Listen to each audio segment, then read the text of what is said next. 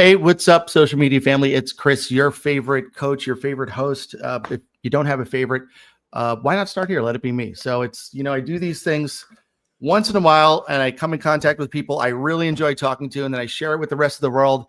And you're in for a treat today. If you're watching, we've got a guy, he's all about helping others live your life at your apex. We're going to find out more about what that means. So Chad Hyams, he's a coach, a speaker, an author, a podcaster. It's like the Swiss Army knife of human performance, basically. He's coached top performers, led massive teams, knows exactly what stops people and how to get them moving again. So we're going to dig in and learn some habits in leadership and maybe a few spicy truths along the way. So how about a round of applause for Chad? Yay, Chad. Hey. We love Chad. We've known each other for a long time and I haven't seen you in so long. And just kind of finding out that you're here in South Florida, just like a few of us. But man, it's a great place for a speaker to live since we're on the road all the time. We dodge that state income taxes, right? It's one of the reasons Florida did make our list of places to move to when we were making all our moves. Yes, sir. I bet. So tell us about what you got going on. I mean, I was excited to see kind of following what you've got going on through Ember seminars and kind of getting out there. And I mean, we share that, man, just kind of our real estate background, our leadership background, just kind of getting into people development full time. It's been awesome. So tell us about your journey. Oh, how far back do you want me to go? You want me to go all the way to the beginning? Hey man, whatever you feel inspired for. I've got this practiced. So I'll give you my life story. We'll go from there. You'll catch some things and say, let's talk more about that possibly. Sure. I was born in New York. My parents divorced when I was 6 months old. My mom got remarried and my stepdad's job moved us to Toronto. So I was 3 when I was moved to Toronto. I consider Toronto home, even though the birth certificate says New York and the passport says United States of America. Okay.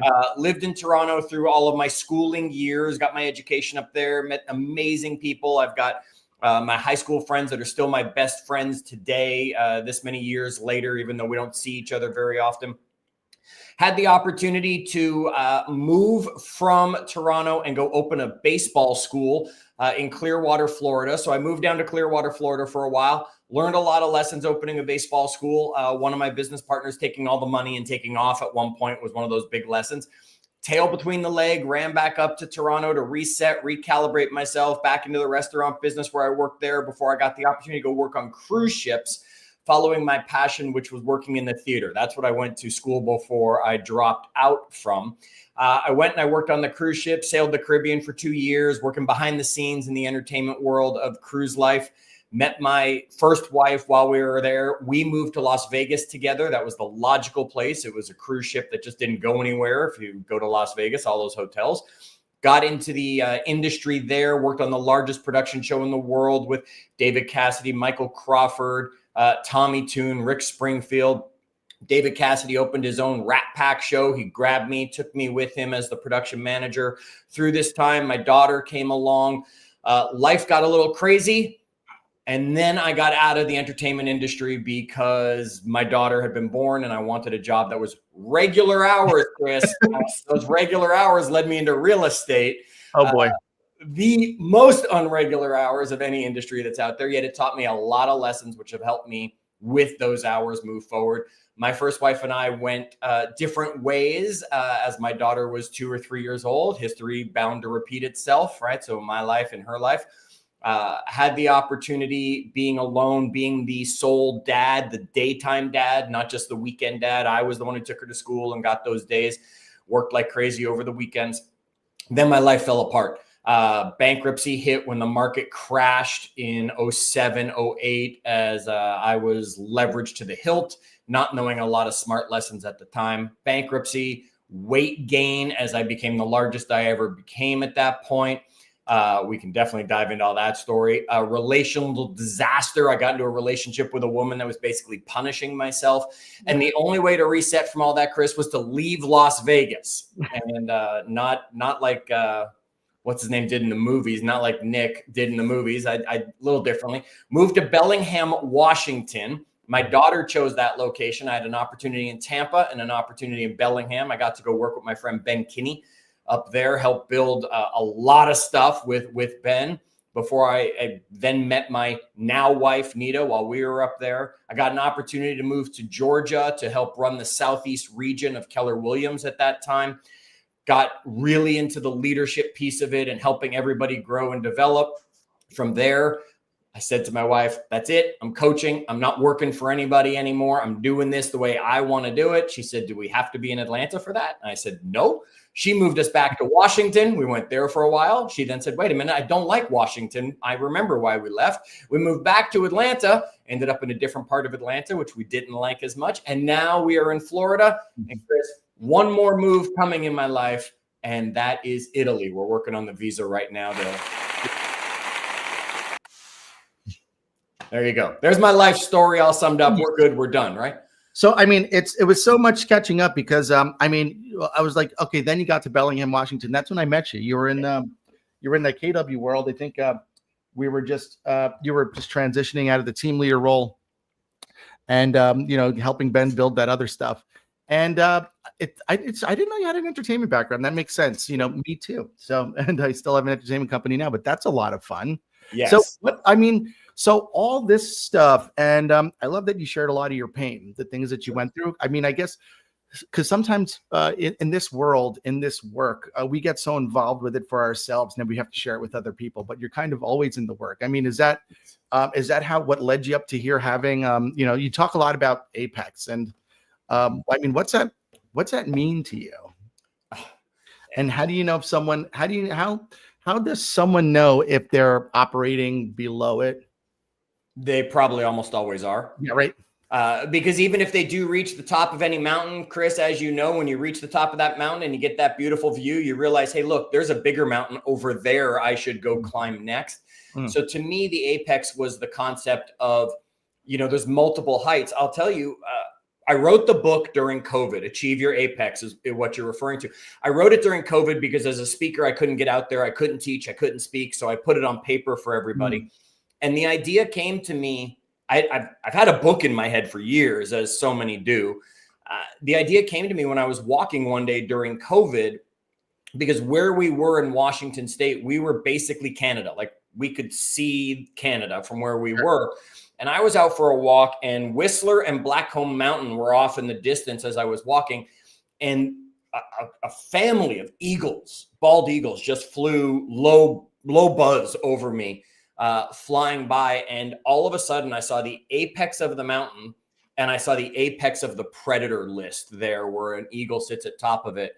And I said, that's it. That's the word. It's apex, because we're always achieving to be at the top of that food chain. We're always looking to fight to be number one for it. And yet again, there's always that next hill waiting for us when we get to the top. So that's what's behind apex. So you mentioned something interesting. So once you make it to the top, you look over at the next mountain. Absolutely. I mean, is that is that kind of is that a good thing, or is it kind of just grass is greener on the other side of the mountain type of deal? I mean, is it how do you feel about that? About it's kind of check what's next. Yeah. Right. It's not, oh, wait, I'm depressed now because there's a bigger mountain and I thought I climbed the biggest one. Think about the great entrepreneurs that are out there. They don't do just one thing. They do one thing at a time. And then once Elon built this company, he goes and builds that company, right? Once you see this person build this company, they then say, oh, I'm going to leverage it and I'm going to go build that company now. And they say, I want to be at the top of the hill in all the different areas that excite me and interest me. Yet a smart business person knows one at a time is what I have to do to get where I'm going. Yeah. And it's never, and it never stays at one. So, Right. You're scaling this mountain, you move over to the next one. So, I mean, what's the most common pattern you see when someone says they want more, but their actions don't match? Oh, and I love this. I'll give a shout out to one of my old leaders, Terry Brinkus, when I was in Las Vegas. She always Today's her birthday. Yes, absolutely. You're right. Today is actually her birthday as we're putting this together. So happy birthday, Terry, if you're ever watching this. Terry always used to say to me, your actions are so loud, I can't hear what you're saying. Right. And it took me a few times to understand what she was even getting at before I realized it. Chris, the challenge is, and I'm going to break it down. I'm going to myth bust here. I'm going to break down some things that a lot of people believe. Please do. Too many people have heard the term big why. And those two words should never go together. And that's what overwhelms most people. They're attempting to capture their whole life in this statement that says, this is who I am and this is what I'm going to be. And it has to now solve everything for the rest of my life. I believe people need a why now, right? We need a why now. So I was 250 pounds at one point in my life. And at that point, I had a why now, and it motivated me to lose the weight, get in shape. Now, if it was a big why, it never would have gotten me off my ass to do anything. I would have sat there and said, well, I have time to get to it, or I'll get to it later. And now my actions don't match what my words are saying I want. Because I've got this big why that I will never achieve because it's so overwhelming, instead of understanding that you should be searching for a why now. Yeah, it's like the law of diminishing returns. So it's because the why, we talk about the why is a thing that's powerful enough to pull you through things that are painful, that might be difficult to do or require some discipline. So you're saying for each moment, there's a why, like why now? Why do I need to take these actions now? Because otherwise it's just kind of, it's too vague and too overwhelming, and people probably, it causes inaction a lot of the time. Right. If you say, why do I need to lose weight? You'll justify right now while we're recording this. No, it's holiday season. I'll start in January, right? I want all the cookies and the candies that are around. Sure. If you know that why now, like by the end of the year, I must achieve this, and here's what I'm going to get from it, or here's who I'm going to disappoint by not doing it, you'll get out there and you'll say, you know what? It's holiday time, so I don't have that extra candy cane. I don't eat the extra piece of cake, the cookies that show up wherever I am. Sure. You'll hit the goal. And we have to realize every goal is like a 5K, not a long race. It should be like a 5K. And when we get to that finish line, it's done. That why now no longer carries over. We got to find a new why now. Okay. So the why now, yeah, that's a powerful motive. I mean, is that where your obsession with accountability came from? Yes. 100%, right? Nothing is ever achieved without accountability. People that are not accountable means they're hiding from it, and you can never hold yourself accountable because you'll accept your excuses every day. And you can't let your partner in life hold you accountable because they will let you off the hook because they love you and they want you to feel good, not badly. That's what got me into accountability, boiled down to a number, boiled down to an action that needs to be taken each, every day, week, whatever it is, depending on the goal you're achieving. And someone, if not multiple someone's there to help you make it happen. That's awesome. Yeah. And we love that as coaches, right? It's like, oh yeah, well, I hold myself accountable. It's like, oh yeah, how's that working out for you? Because it's just, I mean, who was it? Like accountability, I think is first step, having an awareness and just like knowing what's going on underneath the hood, and then having that powerful why now to pull you through to the next moments. So like, what would if someone listening feels stuck right now, what's the first behavior you'd have them change? I'd have them go sit down in a quiet space and find clarity as to the purpose for what they're attempting to achieve, so they understand it. You see, no one can motivate someone else. I can't motivate you to do anything, Chris. All I can do is inspire you. The only place motivation comes from is internal. So people have to go find their own motivation and then be held accountable to what that is through the inspiration they receive from others. And that's what I would tell people right now. If you are stuck, if you are sitting here, whenever you're seeing this video or this clip, and you're like, I need to move forward, great. Take a time out, go sit somewhere quiet, alone. I'm not asking you to meditate because some people are like, oh, I can't do all that stuff. I'm just asking you to get clarity on what it looks like when you achieve the next step on whatever your journey is, and figure out the action to get there. Don't worry about what comes after that. Worry about getting there. Yep, just in one step at a time. And that's where that why now comes in handy, right? So yes. Then the why now to take the action, the accountability to make sure you're on track. And you're coaching a lot of high performers, right? What are you seeing that they're doing that the average person simply isn't doing? Consistency. Okay. So that's the most, like my first broker used to tell me, you say, Chris, focus and consistency are two ingredients that will outperform any talent any day. Yes.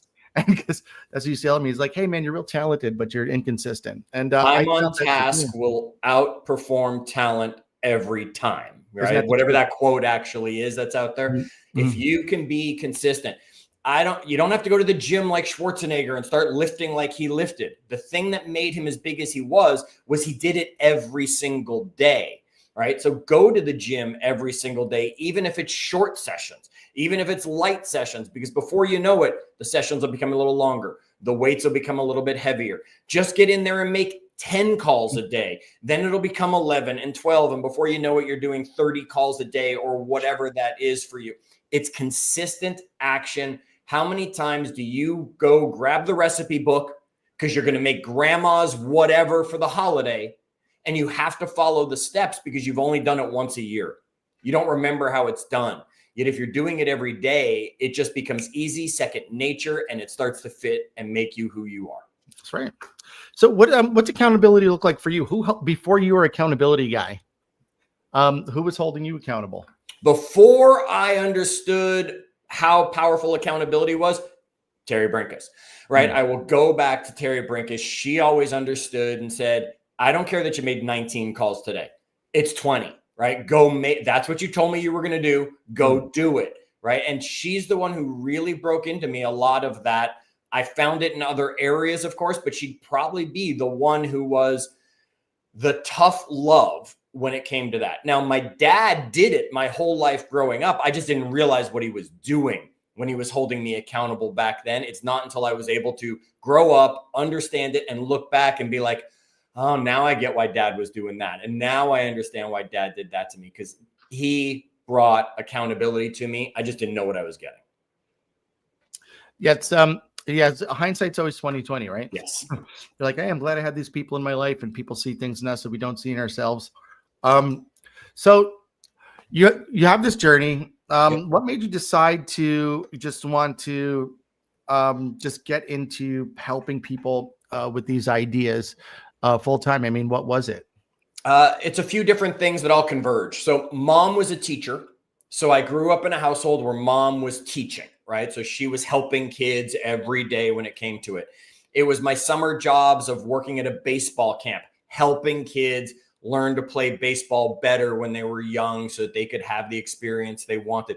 It was all those little things that would start happening. The big trigger was the day I stopped being a real estate agent and I became what Keller Williams refers to as a team leader, right? An office manager role, recruiter, and growth person. When I got into that role, I didn't believe it was my place to compete with the people I was helping. So I completely dropped all production off my opportunities, and I focused completely on helping people. And what I realized was, even on my best day, I never sold more than 4 properties. I never helped more than 4 families in any one day. Yet, if I could get the people that were in the office I was at understanding, learning, and applying something, I could help 40 families in a day by working through those people. And from that point on, it only became about, how do I help as many of you get where you're going? Because that helps me help more people. It's some people don't understand that leadership multiplication factor and about being able to reach more people. I totally get you. I mean, the first time somebody asked me if I want to be a team leader, I said, why would somebody want to do that? Just wait a second. I'll be a company guy, get out of production. It sounds like I'll make less money in the beginning. Yeah, no, I'm good. 3 years later, it was presented to me again, and then I understood. And that's really what it was. It's like when you see the opportunity to be able to multiply the effect you have on people. That's really when I was like, okay, great. I mean, I avoided leadership my whole life, but it's like, if people keep kind of tugging in that direction, like Sean Rawls told me, he's like, you know how you're a leader, buddy? Do you know how you're a leader? I'm like, how do you know that you're a leader? He's like, because people follow you. He's like, you don't have a choice. That's right. If you look back and there's no one there, you're not a leader, no matter what your title says, no matter what you think in your head. If you turn around and there are people there, you're a leader. If they're watching you, asking you, coming to you, wanting you to celebrate with them when they hit, you're the leader they look to in that situation. Your job now is to step up and lead. Yeah, and you're called, and some people force themselves into it that doesn't belong, and some people, it chases them and they avoid it. And I know it's like, I never wanted to be responsible for anybody. And it was just like all of a sudden having an office and a staff and now I have to show up. I mean, that's a level of accountability you only know when you get to that position. But what's one leadership habit that makes a bigger difference than people expect? Caring. right? I mean, boop, drop it. Mike's done, right? It's that simple. Too many people get into leadership to force change or to force, leadership and say, hey, do it my way. The best leaders out there come from caring first, right? They're not the person who walks by you in the hall and just says, hey, Chris, how's it going? And just doesn't care about your answer. They're the one who stops and says, hey, Chris, what's going on? Right? Or, hey, Chris, what's the big thing under the tree this year waiting around the house? Or, last week you were really down, you're doing better, right? If you don't care, they're never following you. Sure. That's the secret weapon. Yeah, it's, and that was, I mean, like one of the challenges in that leadership world is kind of you wear all these hats, and then there's so much pressure. Like I remember when that growth initiative stuff was happening, and my coach at the time, with the 40 appointments, Chris, you only had 31 appointments this month. What are you saying yes to that's making you say no to 40 appointments? As Mike Bastian, I said, listen, Mike, you know what I'm saying yes to? Knowing what my agents are doing on the weekends, knowing what they want out of life. I said I have zero top producers ever left my company. I kept 100% of them. I said, and that's why, because I know what's going on. I didn't want to be like one of those team leaders that, she was my best friend until I came to the company. Now she's behind a closed door all day. Yep. Right. Just kind of driving numbers. So it's like, how do we strike that balance? If you're in that kind of role, like a CEO role, and like, we work with a lot of business leaders, right? How do you strike that balance between that care and that, those revenue driving activities, kind of like pedal to the metal, but also pouring love on your people? Your schedule. And so number one, have one. Right. Number one, have one. Right. Yeah. And that's one of my key things I work on with my coaching clients. It's a class I'm going to be bringing soon to people. Right. It's you got to have a schedule. Now we go back to the 80s. Now some people here are like, whoa, 80s. I don't even remember. Right. Okay. In the 80s, there was a term called manage by walking around. And the manager literally walked around and people were like, oh, he's going to see me. So they got to work doing things. Okay. Then one of my mentors, Clint Swindoll, who wrote Tell Me Something Good. He's got a podcast called Tell Me Something Good. He's a keynote speaker that I've always looked up to. Clint was a mentor of mine and really sat me down and taught me his Tell Me Something Good lesson, which is you don't just manage by walking around. You manage by going and asking a specific question that's not a yes, no answer and is going to trigger positivity in people. Right. And what you do is you schedule that on your calendar. So, okay, the first half hour of every day, I'm going to manage by walking around in a positive, uplifting way. Then I'm going to go close myself behind the door for the hour and a half, 2 hours. Then I'm going to pop out and make sure everyone sees me again. And that I'm there caring and pouring in. There's nothing wrong with scheduling it and making it a system. I totally agree with you. It's like one of those, we put all the important things in our calendar. We talk about that Covey quadrant, and quite often the things that have the biggest impact are not urgent, but they're important. So it's like, what are those? And it's like those things. I made sure, there was a few things I had in my calendar. I dropped my kids off at school. Top producers were hard to get on the phone at 9:00. So I know I dropped my kids off at school at 8:00. On my way to the office, I would call one top producer every day.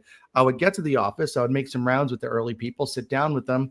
Then you block out, 2 hours to talk to new people, develop new relationships, in the recruiting world.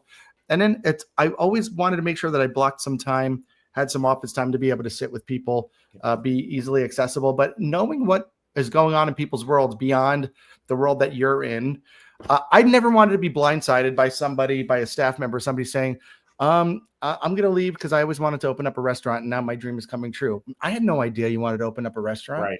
That I'd be like, how could I not know that? How could I not know that? And I'd rather know it. And, hey, what if I can help you build a world big enough? Maybe we'll partner on that thing together. If you think back to public school, not necessarily high school, when we started to get into all the, the cliques that happen in high school, but public school, when everybody was just, friendly with everybody. Lunchtime was when you really figured out who your friends were. Sure. And so many leaders almost feel like or act like it's beneath them to go eat lunch with everybody else. And there is no better time to bond with somebody than over a meal. You'll learn a lot about them by the food choices they're making and the conversations they have when things become relaxed and it's clearly not a work. It doesn't mean you have to take them to a restaurant. You can go eat in the break room that's in the office with people. It's having that experience, Chris, too many people miss out on that. Yeah, it's so important. One of the things that we had is every month we had a cappers lunch. Everybody that was at 100%, we all went out to lunch and kind of, and that was one of the most tremendously valuable things for my team. That like these intangible things that just kind of these sticky things that make you a better leader. And also part of being a leader, I think, is being able to facilitate that and connect other people and open up those doors. I mean, it's awesome. But I'm glad you have all this stuff going on. So let me ask you about a piece of self-help advice that you think is totally overrated.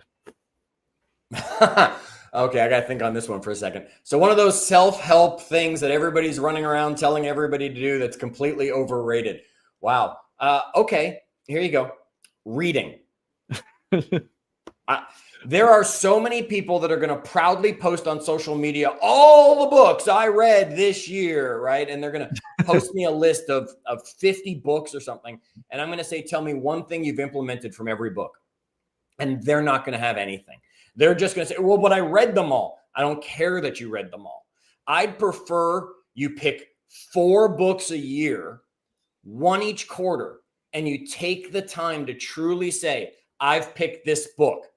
And I'm going to implement something from this book, because just reading a book is useless if you don't take something from it. Now, if you hate the book, stop reading it, Chris, right? And there's nothing in the world that says you must get to the last page. Put it down, get rid of it. Yet if you are reading a book and saying, wow, this Achieve Your Apex by that Chad guy, or, I don't know, The Gap in the Gain, or whatever you're reading, it's like, okay, read it and implement it. How many people will tell you they've read the 12-week year, yet they don't live a dang thing from the 12-week year? Well, it's that always thing. It's kind of like that training and coaching where it's like, you learn how to do something when you're reading, but getting it done, executing on it, put something on your calendar. What are you going to do? So reading is overrated without action, right? Without implementing things that you learn from it. Of course. I love it. So if you had to call BS on one thing most people say they want, what would it be? Money. Because people they're not doing the work for it to earn it, right? They're saying, I want money. And Chris, I'm guilty of this. I went and bought a lottery ticket last week because it was $700 and some odd million. I'm in the grocery store. The drawing's going to happen on my birthday. I said, I should buy a ticket, right? I would have loved to hit it and somebody say, Chad, here's $700 million. Have a nice day. Yet the odds on that happening, we know, are slim to never. And yet everyone every day is buying a lottery ticket. I'm putting air quotes for those not watching. You're buying a lottery ticket and waiting for someone to give you the money. I think people want comfort, not money, the way they say that that's what they want. You're right. And once it's easy enough, they stop and say, I've got the life that I want. It's funny you said comfort. My sister and brother-in-law, they have an HVAC company. And she said, you know why we're so successful? Because comfort is the number one addiction of people. And I said, well, I think attention is, but comfort's probably a close second. And that's so people say they want money, but it's like, well, and that's where that why now comes in. It's like, well, what are you willing to do for it? Correct. It always comes down to the do, right? So like, what's a failure that you had that actually shaped your approach to coaching? Well, a failure, lying. I mean, I consider that a failure, right? Saying I'm doing things, attempting to prove I'm doing things. I don't know how many hours were wasted staring at the MLS, right? Pretending I'm looking for a property for a client because I don't have a backbone to get up and go knock on some doors and find the property for the client or whatever it is. So I would say one of the big things that led me to where I am is, and I tell every one of my clients, I say, if you lie to me, I can't help you. I prefer you tell me you did nothing. You sat on your ass all day and did nothing. Then you attempt to tell me, well, I made a bunch of conversations and I find out you didn't, right? Don't lie to me. It's not going to help you get anywhere. So probably seeing that within myself growing up as I was maturing, as I was dealing with things that were going on in my life, that's probably the thing that has helped shape me as a coach more than anything else, is what I'll accept from others. Yeah, that's awesome. And it's, I like lying. So it's like we first lie to ourselves, right? I always said, like, those agents that, they come in at 11, they sit in front of the MLS, they go out to lunch, they complain about the market, and Right. they're kind of avoiding all that stuff. Yeah, man, there's a lot of that. There's a lot of that that's going The on. market, Chris, what you said, I'll say this to everybody out there. I don't care what the market is. It's not the market's fault, right? The only thing the market does is it should change the mathematical equation to your success. That's right. If the market's easy, call 5 people today, you'll find a piece of business. If the market's average, call 15 people today, you'll find a piece of business. If the market sucks, call 50 people, right? Yet it's not the market's fault. It's you not willing to take the action that the market requires at this time that makes the market suck. Yeah, there's always business to be had. It's what kind of market are you in any industry? And an early mentor of mine, he said, the rules of making money are find out in any given market where money is being exchanged. Then figure out how can you insert yourself into that, and then figure out what in there does nobody else want to do that you could be really good at. And that's, we talk about kind of niching down, and that's there's so many lessons in there. Like if you have to rebuild from scratch, like if you have to just throw it all down in 30 days, no contacts, no platform, what would you do? I'd pick up the phone and I'd call people who have influence. Right. It's like you'd start there. I love it. Cause I would say if I got back into the real estate business, my first calls would be to like an estate attorney, a divorce attorney. Right. So people with influence, right? I mean, yeah, if I call that person, I can only help that person. And maybe they know 2 or 3 people. Sure. If I can call a divorce attorney, now all of a sudden I'm helping every one of their clients. If I'm calling an estate attorney, I'm helping every one of their clients. If I want to get on the speakers tour, I'm calling somebody who has a company that has influence that once they get me in the door, now they have regional offices that are all going to be like, oh, now we want them to come here. Now we want them to come here. Oh, now we have a sister company, right? It's finding people of influence, not just random people. Do you have a framework that you work with your clients on helping them do this? Because I'm sure, in scheduling and finding people of influence, do you have like a framework that you use with your clients of all industries? Yes, I have a framework for building the right schedule that you'll actually follow in the right order to build it in. I do cover some of that in the book. Of course, we go much more in depth in the coaching opportunity. I have a tool that I call the pipeline report. That is the single best tool ever. I don't care. I'll fight anybody on it for making sure that you are following up with the people who have raised their hand, because that's the biggest mistake people make. They will lead generate. They won't follow up, or they'll call follow-up lead generation.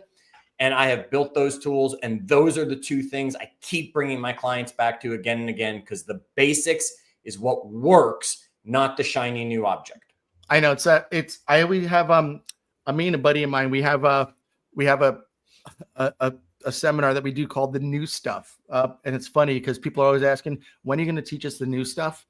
And it's always like, hey, are you doing the old stuff? I mean, it still comes down to conversations. Like I'm working with a group called Cloud Realty. They're an internet marketing company. They generate leads for agents online, like with lead magnets. And they have an ISA team that calls them and incubates them.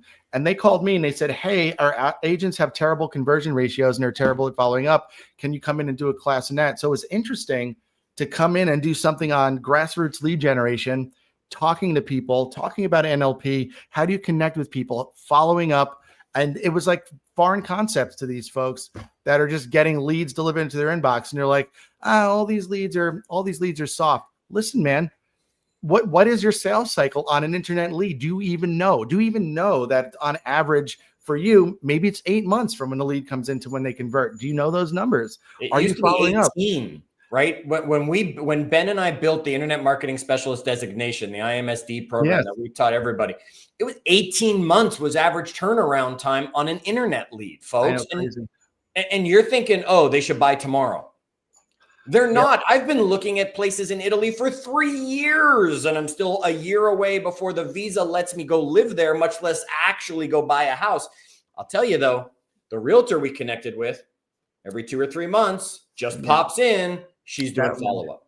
That was going to be my question. I was going to say, because I always say people, it's like people that are serious and not in a hurry will eventually be in a hurry. Yes. And by that time, they're going to be working with someone already. So I was going to ask you, are you connected with an agent already, even though it's that far off? Because how many people have that mindset? Like, when are you looking to make a move? And then they just put you on the back burner. Everyone's looking for like the right now business. But if you cultivate long enough relationships, I mean, people I'm working with now today in my business are people that I've met and maintained relationships from my team leader days or my agent days. It's Absolutely. Can I teach your audience something? Please, that's what we love it. Go ahead, shoot. All right. So this is the pipeline report I was talking about. I'll give you a quick crash course on the pipeline. I won't get into the whole details of it. I won't show you how you can make it and all that kind of stuff. You got to reach out to me if you want the extras that come with it. Yet, Chris, the concept on the pipeline report is we give everybody a rating. Okay. A 10, they are ready to go today. A 9 is 30 days. An 8 is 60 days. A 7, and we all the way down to a 5. I don't go below a 5. A 5 is their 5 months or more. And I don't care what more means. If they have indicated, oh, yeah, we just had a baby. When the kid is in school, we're going to move. Great. That's 5 years from now. Great. You're a 5. Okay. And then the pipeline report dictates, here's how you follow up. A 7, here's how often you call them. A 5, here's how often you call them. A 9, whatever. Because everybody in any sales industry, real estate's no different from car sales. It's no different from medical sales. It's not different other than you're selling the house instead of the drug or whatever it is. Everybody wants 9s and 10s. Those are people that are going to go between now and 30 days from now. The challenge is the successful realtor is the one who has a pipeline of 5s, 6s, and 7s. Because as you just said, by the time they become 10s, if they already are thinking Chad is their real estate agent, they're not going to worry about you who's now coming along and calling them, sending them something because last minute you went on a website or they know they've got someone who has their back. And folks, that's what you're missing. Everyone's fighting for a 9 or a 10. Go back in time to before they were a 9 and 10 and do the work then. Yeah. Plant the seeds today. Plant the seeds today. I know so many people don't have patience. They just want that kind of that instant business. One of the questions somebody had for me was like, well, when an internet lead comes in, how often do you follow up with them? And I was like, well, have you ever heard of the 10 days of pain? Right. So intimately, I have heard of the 10 days of pain. Right. Make an attempt every single day for 10 days. Yes, folks, make an attempt for every day for 10 straight days using different attacks. Yes. Email, phone call, text message, right? Social media, if you can find them. If after 10 days, they don't respond to you, then you're free to say, fine, I'm going to just throw them into my drip pile that they'll get something every now and then from me. Exactly. Yet once they accept your communication, stop the 10 days of pain, figure out their timeline, figure out what the right follow-up is for them, and know that this is where they're lying to you because they're either 3 months quicker or 3 months slower than they just told you. If they said we're 6 months, they're either 3 months away or more like 9 months away. Yeah. And things do change, and it's our job in any industry just to keep in contact with people and for them to think of you when they have a question or they're ready to make a move, right? Yes. Just be first on the list, right? I'll give you another Terry Brinkus comment, right? Motivation changes by the minute. That's right. So someone who yesterday said we're not going to sell for 6 months just found out something and needs to sell now. Are you the one who's top of mind? Or are you waiting 3 months to reach out to them because that's what they said they were going to do, and then you forget them or find out the house is already sold? That's right. Life happens constantly. Are you on the front lines of? Are you on the front lines with your people when life is happening to them? Right. Are you part of that? Right. If I asked your friends, audience, if I picked up the phone and called everybody you know and said, I'm looking for a realtor, I'm moving into your town, would they give me your name or would they give me someone else's name? Because they have mind share. You assume they think you because they're your friend. No, they know you because you're the high school friend. They know you because you're such and such. They know you because you used to be their teacher, whatever it is. They don't necessarily know that you're the realtor to refer. That's right. That's right. So many. I think we've all had that ouch moment where we found out somebody bought or sold to someone else and say, hey, what could I have done differently? If you haven't had the ouch moment, you just haven't been in business long enough. Yeah, it's coming. It's coming. Yes, that's right. Let me ask you, when you're not in coach mode, what fills your cup?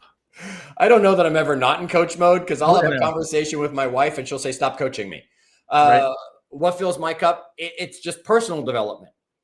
So it's health, right? I'm not necessarily in coach mode when I'm in the gym for myself. I live in Florida now, so Chris, it's logical to understand. I've become addicted to pickleball because I'm in a 55 and above community, so I have to play pickleball. That Of fills my course. cup. Just engaging with people and helping. It's always helping. I might not be in.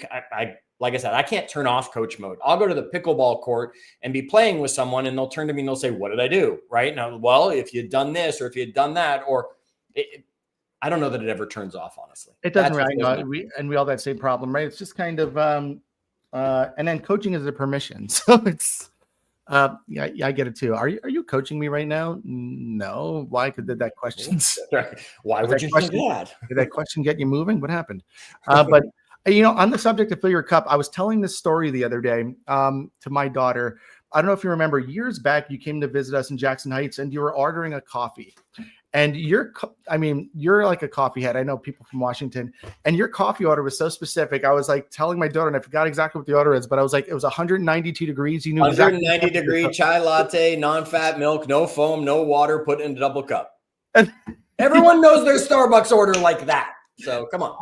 I know it's so funny that the degrees. I was just telling because I took my daughter to Starbucks and I was telling her, I was like, hey man, let me tell you about this guy Chad that had the most specific coffee order that I ever heard, and it was like, Well, look, I lived in Washington. It was cold in Washington.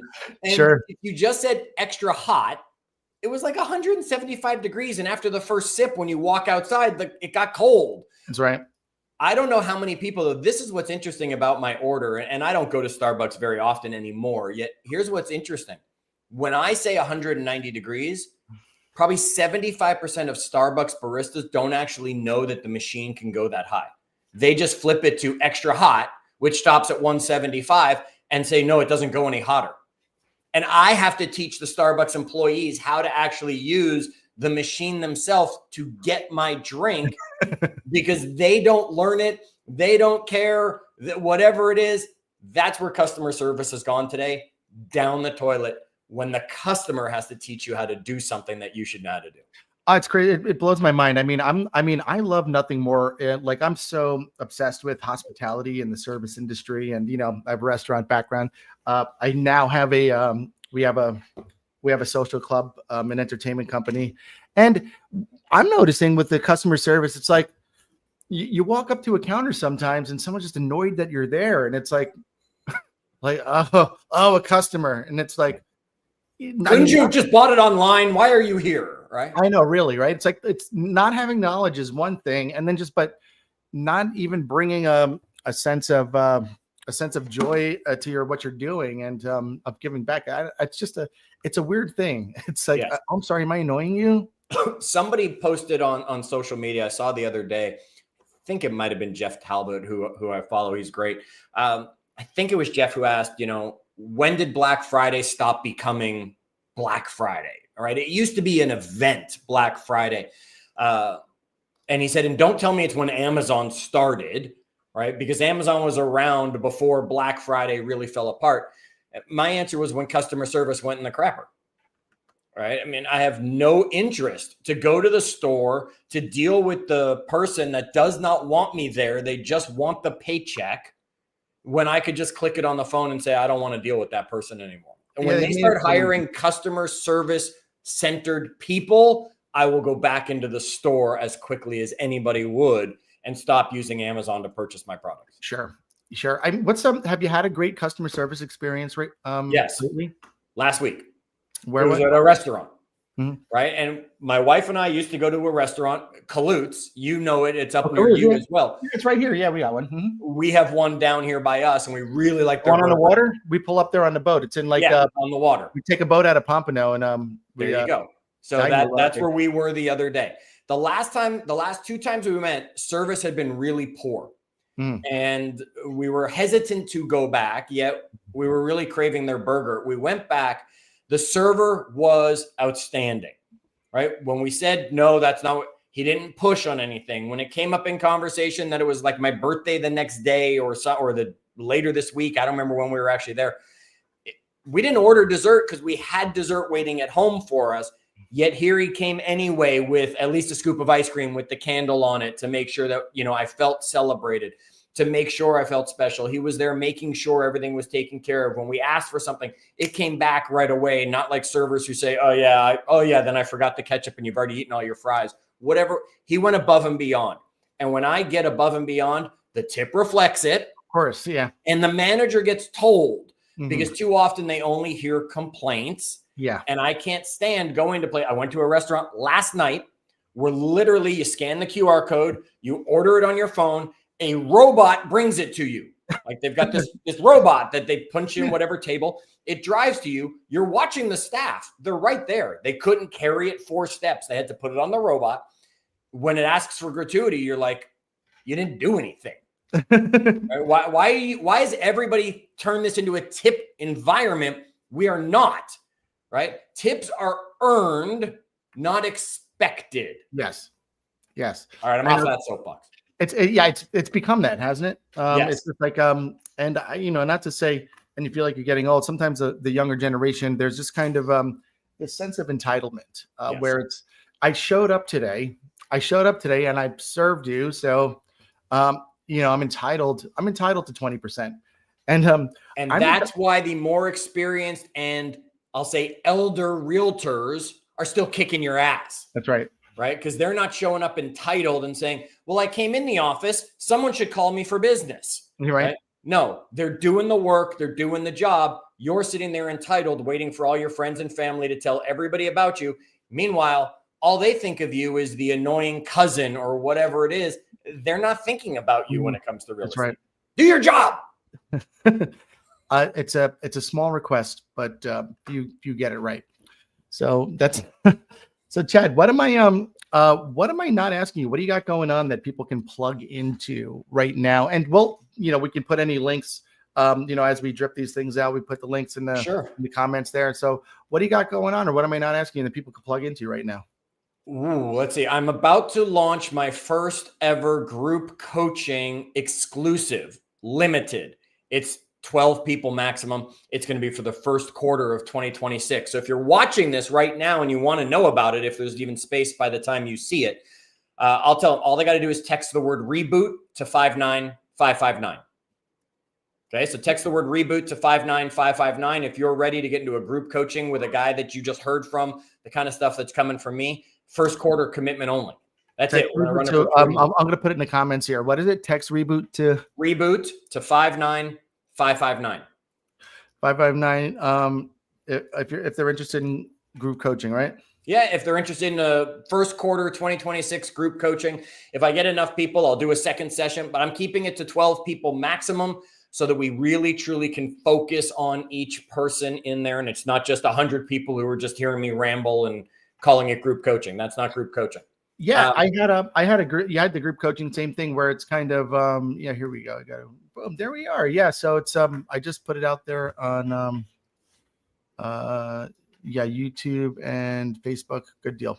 All right, so it's I like to do the same thing, like 12 people. And by the way, not everybody shows up all the time, that, and then you can always get more. But that's and what kinds of stuff you're going to talk about in your group coaching? Is it going to be like, I imagine, just kind of accountability, of course, and action oriented? Is it weekly or it's going to be a weekly thing? It's going to be on accountability. There's actually going to be homework that required to get the link, because it's going to be a different link each week. So you're going to have sent in homework. I've built a custom chat GPT that actually sounds a lot like me. Sorry.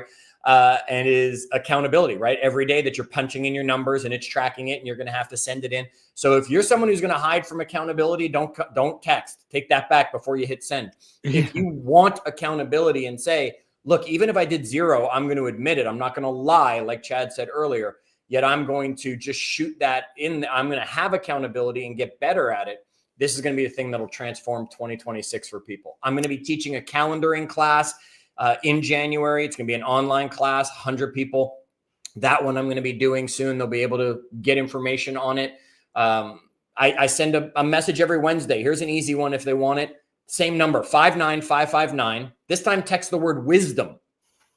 Okay. And every Wednesday you'll get a text message from me that's going to just give you a little bit of inspiration, going to give you, and you'll know what else is going on. Also, if I'm launching a new program, I'll usually send it out to the people that are on that list as well. So that's wisdom to 59559. And if you want both, you got to text both words, not at the same time. Text one, get the response, text the other, get the response, to make sure that you're in on all that. Otherwise, chadhyams.com is my website, right? I'm Chad Hyams on Facebook. It's easy to go and follow me. I think I'm at the maximum, so you might have to follow. I might not be able to accept your friend request, but you'll see me posting, check in every now and then on my on social. I always put out the stuff that I'm bringing as an opportunity there as well. So I just want to give. And if you just don't know where you want to start, go on Amazon, search Chad Hyams and find Achieve Your Apex, or go to the Win, Make, Give podcast, or go to the Achieve Your Apex podcast. I'm going to bring you value however I can that you'll let me into your world. That's awesome. Thank you for making yourself so available and hopping on today. And, we always do these things. Now, sometimes people are like, send me the questions that you're going to ask. I'm like, we don't know what that is. Right. And so, just in your intro, we found a lot of new stuff about you and all the stuff that you have going on and where you came from. And, but thanks for popping on today. And I just want to ask you if, so right now, if someone's listening and they're a small shift away from major momentum. Yep. What's the shift you challenge them to make today? It's going to depend what it is, right? It's going to depend where they are, where they're going. Here's what I've been telling a lot of people lately. Look, if I ask you, I'm not going to put you on the spot, Chris, because you're going to give me probably the wrong answer because you've been brainwashed a little bit. I'm going to ask how many days it takes to create a habit. Now, audience, just think it in your head. Don't yell it out. Just think it in your head. Okay. So too many of you said the wrong number. It takes 2 days to create a habit. Anything you did yesterday that you do today is a habit. Anything you do today that you do tomorrow is a habit, whether that's good or bad. I drink a glass of wine tonight. I drink a glass of wine tomorrow. Great. I have a habit of drinking a glass of wine every day. I don't drink today. I don't drink tomorrow. I have a habit of not drinking. 2 days is all it takes to create a habit. The 66 days that so many people have heard is how many days it takes to make a habit as easy as possible to remain within your world and your system. Yet even after that, those habits sometimes will break because something changes in your life. You'll go on vacation, whatever. I challenge people right now, if you are one small shift away from success, the question is, what's the habit you need to have the discipline to do every day the rest of this year so that you go into 2026 with it? Don't all of a sudden wait to start it in 2026 and think you're going to get it done. There's one habit that will make the difference if you're that close on a shift. Figure it out and focus on getting it done. So the uncovering that habit is duty number one. Yes. What's it going to take, right? And then why now? We're worried about all the stuff, right? Yeah. Why now? I love that, Chad. Thanks so much for popping on, and hopefully we can do some more stuff together. I'm bringing a TEDx talk. Awesome. To Lake Worth Beach. Yeah. And the theme is unscripted. I'll shoot you over some stuff. Maybe you want to do that. Maybe you want to hop on. It'll be my first TED stage, but I'm bringing it. It's like when there's no door, build it. So well, there you go. I'd be happy to join you and see what I could share with people in 18 minutes. I think Antoinette's going to come. In from Texas. It'll be fun. But she's a good time. We just saw her the other day. But she had that. She did her little business planning workshop over here in Boca. Are you visiting any offices? Are you connected with any offices or organizations down here where you're not at the moment? Right. Mm-hmm. So if anybody's watching and they're in the area, give me a call. I'm happy to pop by and work something out and bring something to your people. Hell, I don't care if I got to get on an airplane, right? Since COVID, I've shut the travel down and been a little more exclusive as to where I want to go, when I want to go. It's not that I'm worried there's a germ out there. It's just the world shifted, so I shifted with it. Yeah. Yet if there's someone out there, look, chadhyams@gmail.com. I just put it out to the world, right? Easy enough. Yeah, and you're easy to get in contact with. You're on social media. You've got your websites out there. It's, you're super easy to get in contact with. So I encourage everybody to reach out, but let's get together soon, man. It was great talking to you. And thanks for popping onto this and sharing all this stuff, broadcast out there for the world to see. And now it will be out there. So. Thanks, Chris. Had a great time. Thanks, Chad. We'll talk soon. Take care. Yes, sir.